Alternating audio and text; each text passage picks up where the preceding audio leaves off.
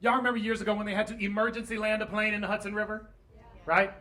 On that particular day, I had flown from Charlotte, North Carolina, where I live, to LaGuardia Airport in New York City, and I was doing a college show. And I told the students, if you have any questions, comments, concerns, what have you, raise your hand. We can have an open conversation. So halfway through my show, this kid raises his hand and says, yo, you heard they crashed a plane in the Hudson today? I said, what? I said, where was it leaving from? He said, LaGuardia Airport. I said, oh, that's where I'm leaving from tomorrow. Where was it headed? He said, Charlotte, North Carolina. I said, no shit, that's where I live.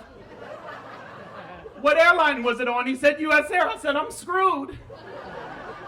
And I say that to say this. I hate to fly because they start off every flight the same way. In case of an emergency, whether it's turbulence, terrorists, or engine failure, they tell you that an oxygen mask will be released from overhead. Please place this mask over your face and remember to secure your own before you help the people around you. But when the emergency finally happens, y'all, that ain't what people do.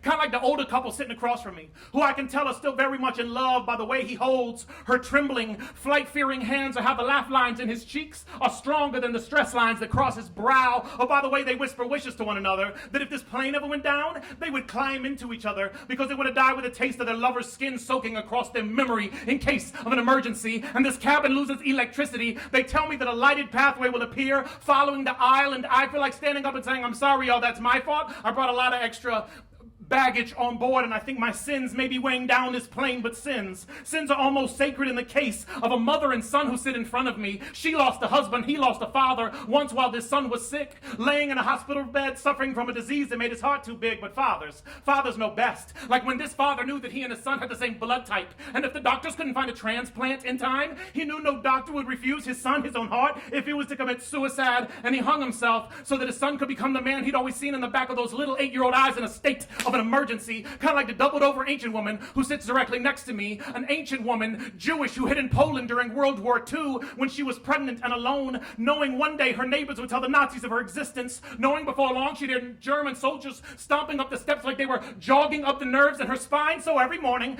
she'd pick up her only earthly possession, a half-beaten cello. She would hold it up close to her bulging body, and she would play I love you into every note she's ever known, because she knows she may not get to see her son grow. She's a fucking survivor, y'all. Kind of like the flight attendant who's been talking all this time. He prays to a God he's decided to believe in, even though on most days he doesn't think God believes in him back, and I can see his whole story from sitting right there in the 6th row. He couldn't run from his gay-bashing father fast enough, so now he flies.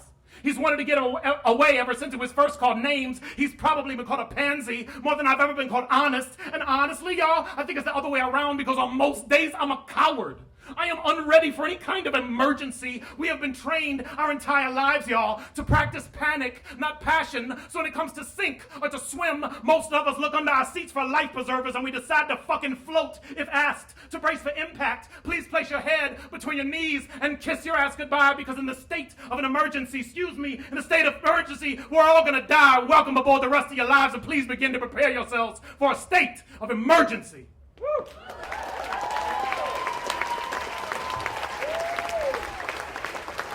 Carlos Robinson, all right.